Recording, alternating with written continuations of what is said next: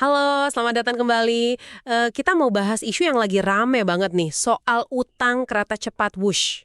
Iya, rame lagi ya. Angkanya itu loh fantastis disebut-sebut sampai 116 triliun. Betul. Nah, sumber kita kali ini rangkuman dari berbagai media ya, termasuk tribuntimur.com. Misi kita hari ini kita coba urai bareng-bareng lah benang kusutnya. Oke, jadi soal seberapa besar utangnya, terus kenapa ada usulan pakai APBN yang bikin heboh itu? Iya, sampai tudingan-tudingan lain juga kan yang ikut muncul. Yuk kita bedah sama-sama, karena ada pernyataan yang simpang siur nih, angkanya juga bikin penasaran. Jadi titik awalnya ya di utang jumbo 116 triliun itu, tokoh senior kayak Pak Luhut Bin Sarpanjaitan kan sampai komentar tuh. Iya, beliau mempertanyakan kenapa ini diributkan terus ya. Iya, menurut beliau kan solusinya cukup restrukturisasi utang aja gitu, nggak perlu heboh lah.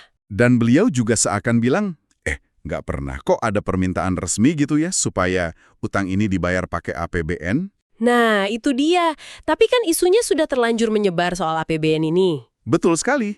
Dan soal penggunaan APBN ini memang jadi titik krusial perdebatannya. Menteri Keuangan Pak Purbaya Yudi Sadewa sudah tegas menolak, Oh, Menkeu sudah tegas menolak ya? sangat tegas.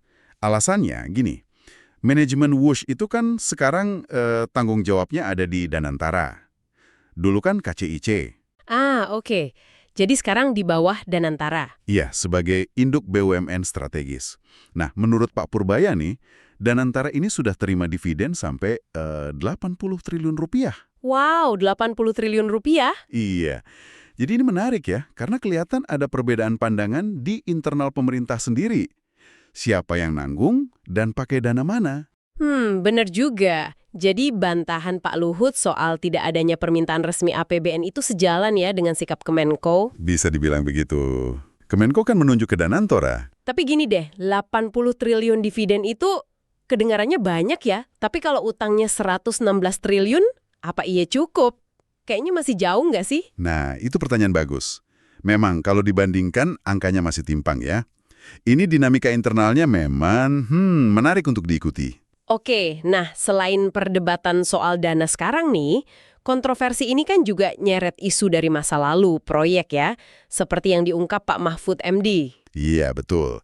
Mantan Menko Polhukam itu kan Pak Mahfud MD secara terbuka menyinggung adanya dugaan markup. Markup, penggelembungan anggaran maksudnya. Iya, dugaan penggelembungan anggaran di proyek Wush ini.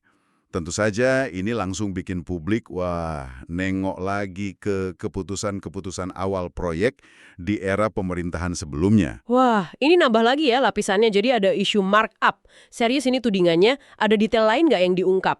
Ada. Yang cukup jadi sorotan itu klaim Pak Mahfud soal perpindahan mitra kerjasama proyek dari Jepang ke Tiongkok. Oh, soal ganti mitra itu ya? Iya, menurut beliau, ini idenya Presiden Jokowi waktu itu. Nah, implikasinya ini gede banget ke pembiayaan. Gimana tuh implikasinya? Gini, tawaran bunga pinjaman dari Jepang itu kabarnya rendah sekali, cuma 0,1%. 0,1%, kecil banget ya? Kecil banget, tapi begitu proyeknya pindah ke Tiongkok, bunganya itu loncat jadi 2%. Hah? Dari 0,1% ke 2%, itu kan lompatan bunganya gede banget. Persis. Ini bukan cuma soal ganti bendera mitra, tapi ini soal bunga pinjaman yang bedanya, ya ampun, kayak langit dan bumi lah. Waduh, Beban bunganya aja udah jadi masalah baru kan? Yang efeknya ya terasa sekarang ini, utangnya jadi bengkak. pantesan jadi polemik ya? Oh iya, ini jelas memunculkan pertanyaan serius soal pertimbangan apa sih di balik keputusan strategis itu dulu? Dan dampaknya ke keuangan negara jangka panjang ya ini yang kita lihat sekarang. Oke. Jadi kalau kita coba rangkai nih ya benang merahnya buat Anda para pendengar. Ini masalahnya jadi berlapis-lapis ya. Ada debat panas saat ini. Perlu nggak sih pakai APBN? Atau cukup restrukturisasi utang aja kayak kata Pak Luhut? Terus ada sikap tegas Kemenkeu yang nunjuk tanggung jawab korporasi lewat Danantara itu tadi. Betul. Tapi di balik itu semua ada juga bayang-bayang masa lalu kan? Tudingan markup dari Pak Mahfud. Dan yang nggak kalah penting, konsekuensi finansial gede banget dari keputusan awal ganti mitra ke Tiongkok yang bunganya jauh lebih tinggi itu. Intinya gitu. Jadi kita lihat ada beberapa narasi yang saling bersinggungan, bahkan mungkin bertentangan ya. Ada pihak yang fokusnya solusi ke depan, kayak restrukturisasi. Iya. Ada pihak yang menjaga pagar APBN, menekankan akuntabilitas korporasi. Dan ada juga yang angkat lagi isu fundamental dari awal proyeknya. Termasuk dugaan markup dan pilihan mitra itu. Iya, yang dampak finansialnya besar. Perlu kami tegaskan lagi nih ya, kami di sini hanya memaparkan kembali apa yang ada di sumber-sumber berita. Kami tidak bermaksud memihak ke pandangan manapun. Penting itu. Nah, lalu kenapa ini semua penting buat Anda simak? Ini bukan sekedar berita soal angka utang BUMN biasa loh. Betul.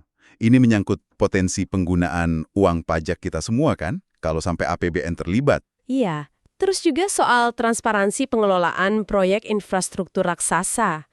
Dan gimana keputusan strategis di tingkat paling atas yang mungkin diambil bertahun-tahun lalu. Ternyata punya dampak finansial jangka panjang yang baru terasa sekarang ya. Nah, ini pelajaran penting soal tata kelola menurut saya. Setuju. Nah, sebagai pemikiran penutup nih untuk Anda bawa pulang, ada satu pertanyaan menarik yang tidak secara eksplisit dijawab di sumber-sumber kita tadi. Apa tuh? Gini, mengingat perbedaan bunga pinjaman yang sebegitu signifikan ya, antara tawaran Jepang yang 0,1% dan Tiongkok yang 2%, kira-kira faktor apa lagi ya, selain yang mungkin terlihat di permukaan, yang berperan besar dalam keputusan untuk beralih mitra kerjasama saat itu? Wah, pertanyaan bagus tuh. Faktor apa lagi ya selain bunga? Nah, pertanyaan ini mungkin bisa jadi bahan renungan Anda selanjutnya ya, tentang kompleksitas di balik proyek-proyek besar seperti ini. Menarik sekali. Oke, terima kasih sudah menyimak pembahasan mendalam kita kali ini. Sampai jumpa di lain kesempatan. Download Tribun X sekarang. Menghadirkan lokal menjadi Indonesia.